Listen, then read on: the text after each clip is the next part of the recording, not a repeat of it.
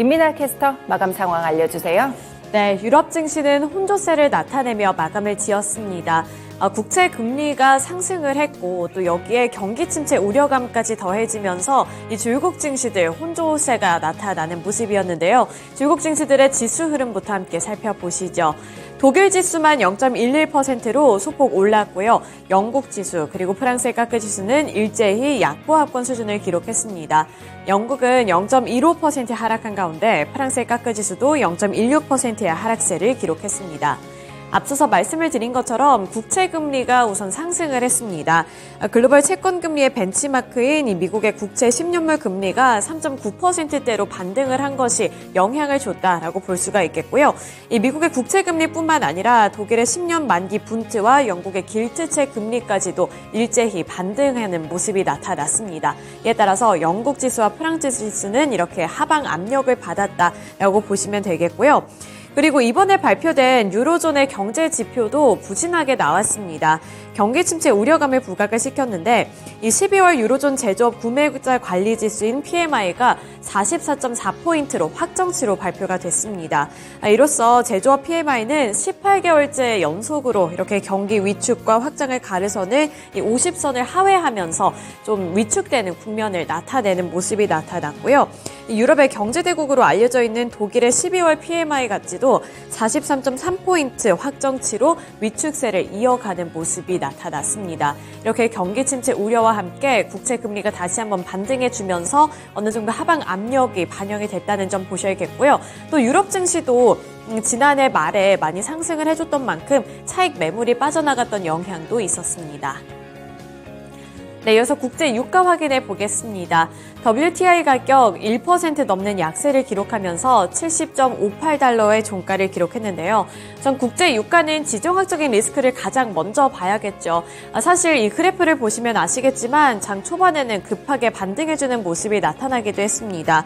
장 초반에는 국제 유가가 2% 가까이 또 상승해주는 모습이 나타났는데 장 초반에 이렇게 오를 수 있었던 것은 지정학적인 리스크가 불거졌기 때문인데요. 홍해에서 긴장감이 더욱더 고조가 되고 있습니다. 전 미국 해군이 지난달 31일 홍해에서 머스크 컨테이너 선박을 공격했던 이 후티 반군의 선박을 침몰을 시켰고 이에 대응하는 차원으로 이란의 군함이 홍해로 향하고 있다는 언론 보도를 확인해 볼 수가 있었는데요. 이 홍해 무력 분쟁이 더욱더 확대가 될 경우에는 지정학적인 리스크도 더 커지는 격이 되는 겁니다. 이에 따라서 국제 유가가 치솟았는데 나중에 가서는 이렇게 탄력이 둔화가 되면서 거의 1% 넘는 약세를 기록했다는 점 눈여겨보셔야겠는데요. 이렇게 장 막판에 갑자기 하락을 하게 된 데에는 지정학적인 리스크보다도 이 수요에 대한 우려감이 더욱더 커졌기 때문입니다. 이 트레이더들이나 이 시장의 투자자들은 대규모 공급 차질이 임박했다고 보지 않고 이런 지정학적인 리스크가 미칠 영향보다는 이 다른 수요 감소에 조금 더 크게 무게를 두면서 국제 유가 결국에는 1% 넘게 하락하는 모습이 나타났고요. 간신히 70달러 선을 직지하면서 거래를 마쳤습니다. 네, 그리고 마지막으로 금 가격 같은 경우 0.19% 소폭 밀려 내려가면서 2067달러 선의 종가를 형성했습니다. 네, 이렇게 유럽 증시 마감 상황과 함께 원자재 가격까지 알아봤는데요. 이어서 미국 증시 마감 상황은 SH인베스트먼트 김선영 연구원 통해서 들어보겠습니다. 네, 연구원님 안녕하세요. 예, 안녕하십니까. 네, 지난 밤 뉴욕 증시 어떻게 마감을 했을지 궁금한데요. 뉴욕 증시 마감 상황 전달해 주시죠. 예, IT 기업 중심의 나스닥 지수가 지난해 10월 이후 1일 기준으로 가장 큰 폭으로 하락하는 등 오늘 뉴욕 증시는 약보합권에서 혼조세로 거래를 마쳤습니다.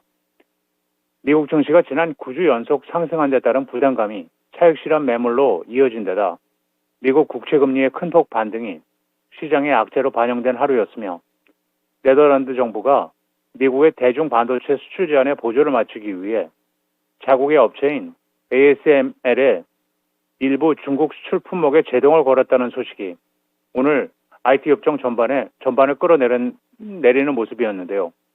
ASML 측은 일부 중국 수출 품목에 제동을 걸었다는 소식은 노광 장비의 선정 면허를 정부가 취소했다는 것으로 이해한다면서 이번 조치로 중국의 소수 고객이 영향을 받았다며 이번에 수출이 취소된 품목은 한 대당 가격이 수천만 유로에 달하는 첨단 장비라고 설명하고 있습니다. 오늘 업종별로는 유틸리티와 에너지, 부동산, 헬스케어, 필수 소비재, 금융업종이 상승했고 반면 IT, 운송, 기초 소재, 방산, 소매, 건설업종이 약세를 보였으며 벤치마크인 10년 만기 국채금리는 전일 대비 상승한 3.946%, 달러 인덱스는 0.85% 상승했고 비트코인이 2022년 4월 이후 처음으로 4만 5천 달러 선을 넘어서면서 가상화폐 전반을 끌어올렸던 하루였습니다. 올해 상환 또는 재융자 대상인 오피스 빌딩 관련 상업용 모기지 대출 규모가 1,170억 달러에 달하며 미국 상업용 부동산 시장에 대한 우려가 높아지고 있다고 파이낸셜 타임즈가 보도하고 있습니다. 이 중 상당액이 10년 전 사실상 제로금리 시절에 이루어진 대출이어서 재융자 시에 문제가 될 수 있다는 지적인데요. 현재 상업용 모기지 금리는 그 당시 이후 거의 두 배가량 뛴 상태여서 이자 등의 비용이 더 많이 발생하게 된다며 만기가 임박한 대출의 3분의 1을 은행이 보유하고 있다는 점도 부담이라면서 내년에는 공실률이 더 오를 것으로 관측됨에 따라 은행들은 임대료로 받아들일 수 있는 수입 대비 대출액이 너무 많다고 판단하면서 대출 기준을 강화하고 있으며 미국 연방예금공사 FDIC에 따르면 상업용 부동산 시장의 대출 연체율은 지난해 3분기 말 기준 1.5%로 매우 낮은 수준이지만 현재는 상승세를 보이고 있으며 로컬 은행들을 중심으로 부실 대출의 위험이 급격히 커질 수 있다는 우려도 제기되고 있습니다. 신용평가사 무디스는 곧 만기가 도래하는 605개의 오피스 빌딩 가운데 224개는 대출이 너무 많거나 임대 실적이 부진해 상환이 어려울 것이라고 내다보고 있으며 미국 경제연구소가 지난해 12월 발표한 보고서에 따르면 부동산 가치가 하락하면서 최대 300개가 넘는 미국의 중소은행들이 직업 불능에 빠질 수 있는 위험이 커질 수 있다며 채무자가 대출을 상환하지 않을 위험이 높다며 적게는 수십 개에서 300개가 넘는 소규모 지역 은행들이 직업 능력 부족 계열에 합류할 수 있다고 분석하고 있습니다. 가상자산에 회의적인 입장을 보이던 JP모건 체이스가 자산운용사 블랙록의 지정 참가회사 AP, 즉 Authorized Participant를 맡기로 한 게 따른 시장의 비판이 쏟아지고 있습니다. 코인텔레그래프에 따르면 JP모건은 제인 스트리트와 함께 비트코인의 현물 상장지수 펀드 출시를 진행 중인 블랙록의 AP로 지정이 됐는데요. AP는 ETF 발행사와 함께 ETF의 설정과 환매를 중개하는 금융사로 시장 가치가 일치할 수 있도록 유지하는 역할을 하는데요.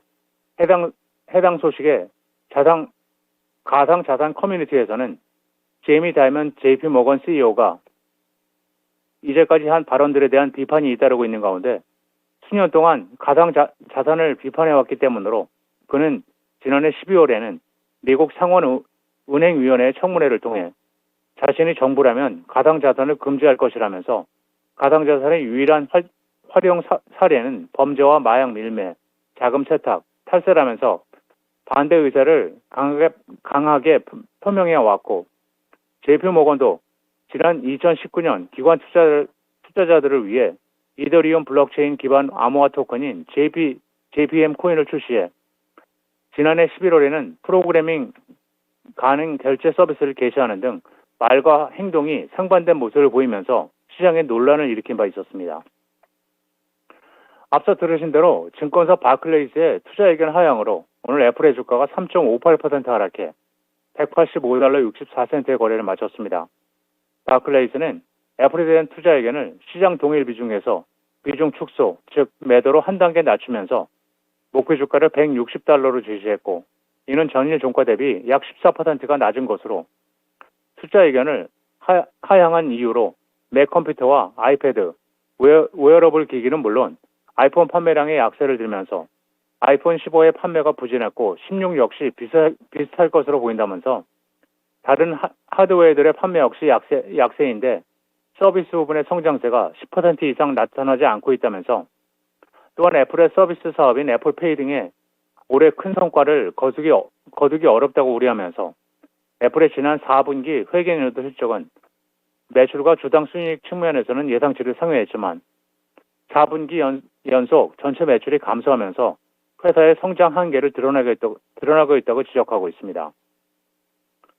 마지막으로 내일은 전미 공급관리자협회 ISM의 12월 미국 제조업 PMI 지수가 발표되며 시장 예상은 전달 대비 소폭 하락한 47.1이며 이어 전미 모기지은행협회 주간 모기지 신청 건수, 노동부의 10월, 11월 구인과 이직 보고서인 졸티 리포트, 그리고 지난 12월에 열렸던 FOMC의 의사록이 공개되며 캘메인 푸드, 리소시스 커넥션 잉크, 유니퍼스트 코프, 시뮬레이션스 플러스가 지난 분기 실적을 발표할 예정입니다.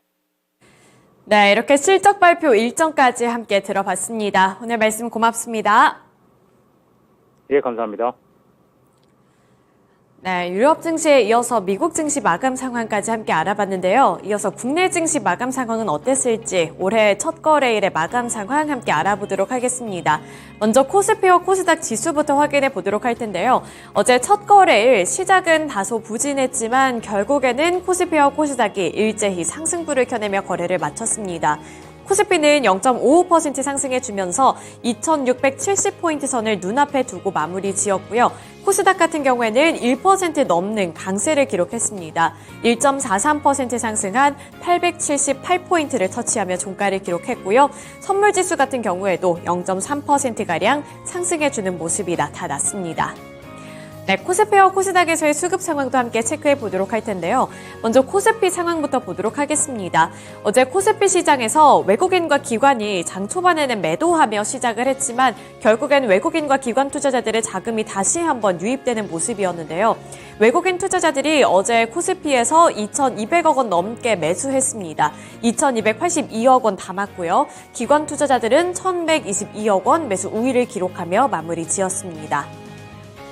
반면에 코스피 시장에서 개인 투자자들은 3천억 원 넘게 차익 매물을 출회하면서 3,439억 원 매도하는 흐름이 나타났고요. 코스닥 시장에서는 외국인 투자자들의 자금이 유입됐습니다. 외국인이 코스닥에서 1,284억 원 사자세를 나타낸 가운데 개인과 기관은 함께 매도하는 흐름이 나타났습니다. 그리고 선물 같은 경우에는 개인과 외국인 투자자들의 자금이 유입됐다는 점 보실 수가 있겠습니다. 네, 이어서 특징 종목 확인해 보도록 할 텐데요. 첫 번째 특징주로는 제약바이오 섹터 살펴보겠습니다.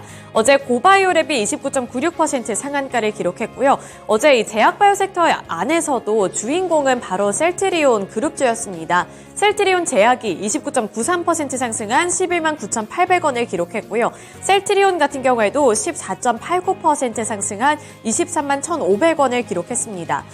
정말 오랜만에 이렇게 셀트리온 그룹주들이 이 제약바이오 섹터를 주도하는 모습이 나타났던 어제의 시장이었는데 이 셀트리온 제약과 셀트리온 같은 경우에는 합병과 관련되어 있는 기대감이 반영이 됐고 이제 합병을 한 이후에 이달 12일에 상장을 하게 되는데 이 기대감까지도 역시나 높아지는 분위기가 형성이 됐다는 점 보셔야겠습니다. 지난달 28일에 셀트리온 그리고 셀트리온 헬스케어는 합병을 완료를 했고요. 이 통합 셀트리온은 6개월 이내에 셀트리온 제약을 추가 합병할 계획입니다. 따라서 어제 셀트리온 제약이 이렇게 상한가를 기록하는 모습이 나타났고요. 셀트리온 같은 경우 합병에 따라서 셀트리온 제품 개발부터 판매까지 전체 사업 사이클을 일원화할 수 있게 되면서 원가 경쟁력을 확보했다라는 평가를 받고 있습니다. 또 이를 기반으로 해서 신약 개발 그리고 이런 투자 재원을 확보하는 데 조금 더 나은 위치에 있을 것으로 분석이 되고 있고요. 국내외에서 가격 전략을 효과적으로 구사해서 판매 지역과 시장 점유율을 확대할 수 있을 것이라는 기대감도 받고 있는 그러한 상황입니다. 따라서 어제 셀트리온 그룹주들 기대감을 한껏 받는 모습이 나타났고요. 또 셀트리온 같은 경우에는 이 합병 이슈뿐만 아니라 또 한 가지의 개별적인 이슈가 있었는데 셀트리온 그룹은 2020년 일본의 세계적인 제약사로 알려져 있는 다케다 제약으로부터 인수했던 아시아 태평양 지역 사업권 가운데 국내 전문 의약품 사업을 제외한 아시아 태평양 지역 전문 의약품 사업권과 국내를 포함한 이 지역 전체 일반의 약품 사업을 매각하겠다고 밝혔습니다. 이러한 부분들도 어제 주가에 영향을 줬다는 점 함께 확인해 보시면 좋을 것 같습니다. 어제는 이렇게 셀트리온 그룹주들을 필두로 해서 전반적으로 이렇게 제약바이오 섹터 쪽으로 매수세가 확산이 되는 모습이 나타났는데요. 최근에 증시에서도 제약바이오를 향한 전망이 긍정적으로 제시가 되고 있습니다. 따라서 올해 기대되는 유망 업종으로 꼽히고 있는데 주도 섹터가 될 수 있을지에 대한 기대 심리 그리고 관심도도 높아지고 있는데요. 특히나 최근 국내 기업들이 미국 시장 공략에 나서게 되면서 이 K바이오에 대한 기대감까지도 높아지고 있는 상황입니다. 이렇게 제약바이오 섹터 주도주가 될 수 있을지에 대한 그러한 투자자들의 관심이 높아지고 있는 가운데 올해 또 어떻게 흐름을 나타내게 될지 살펴보시면 좋을 것 같고요. 올해 첫 거래일이었던 어제 제약바이오 섹터 투자 심리 나쁘지 않게 출발을 했다는 점 보시면 좋을 것 같습니다. 네, 이어서 두 번째 특징 종목 확인해 보도록 하겠습니다. 두 번째 특징주로는 반도체 종목군들 보도록 할 텐데요. 우선 그 반도체 내에서도 CXL 관련 종목들이 어제 급등해 줬습니다. 제주 반도체가 21.9% 기록을 했고요. 엑시콘이 19.44%, 네오셈이 18.47%, 퀄리타스 반도체가 16.19% 상승해주는 가운데 삼성전자가 1.4% 상승하며 거래를 마쳤습니다. 특히나 엑시콘 같은 경우에는 지난달 12월 28일 마지막 거래일에 시간의 거래에서도 급등해줬던 종목인데 어제 이렇게 개장을 하고 난 이후부터 급등세를 또 한 번 이어가 줬고요. 마지막에 이렇게 두 자릿수 때 강세로 거래를 마쳤다는 점 보실 수가 있겠습니다. 엑시콘 같은 경우에는 이 CXL 2.0 테스터 개발을 올해 상반기 내로 완료를 하겠다라는 기대감을 키우면서 최근 들어 주목을 많이 받고 있는 종목인데 엑시콘 지속적인 관심 필요해 보이고요. 또 삼성전자가 이번에 CXL을 또 개발을 했다라는 소식을 전해오면서 CXL에 대한 시장 확대 기대감도 더욱더 높아지고 있는 상황입니다. 이 CXL 같은 경우에는 이제 AI라든지 여러 가지 기술이 발달되면서 처리해야 할 데이터량이 많아지면서 필요성이 더욱더 부각되는 그러한 기술인데요. 이 관련 종목들 반도체 내에서도 최근 들어서 지속적인 관심도가 높아지고 있다는 점 보시면 좋을 것 같습니다. 그리고 또 어제 반도체 업황에 대한 기대감을 높이는 그러한 소식에 또 한 가지가 있었죠. 이 K반도체가 한국의 수출 증가를 이끌었다라는 평가를 받으면서 반도체 업황이 개선이 되고 있다라는 소식도 전달이 됐습니다. 우선 한국 수출이 3개월 연속으로 증가세를 이어갔다는 점 자체가 고무적인 이슈였는데 주력 제품인 반도체 수출이 1년 3개월 만에 100억 달러를 넘어섰다는 소식까지 전해졌는데요. 무역 수지도 7개월 연속으로 흑자를 기록하면서 한국 수출 전망은 더욱더 밝게 제시가 되고 있습니다. 여기서 반도체 경기가 회복하면서 올해 수출도 상승세를 이어갈 것이라는 그러한 전망이 높아지고 있는 상황이고요. 반도체 수출 같은 경우 110억 3천만 달러로 2023년 최대 실적을 달성을 했습니다. 2개월 연속으로 전년 같은 달보다 증가하는 모습이 나타난 거고요. 이렇게 안 그래도 한국의 수출이 증가하는 모습을 나타냈는데 주력 제품인 반도체에서도 좋은 그러한 성적이 나타나게 되면서 올해도 수출도 증가할 것이고 이 반도체를 향한 업황도 더욱더 개선이 될 것이다 라는 그러한 전망이 제시가 되면서 반도체 종목들 쪽으로도 투자 심리가 대폭 개선이 됐습니다. 네, 이렇게 어제 주목을 받았던 특징 섹터까지 함께 알아봤고요. 지금까지 글로벌 증시 마감 상황이었습니다.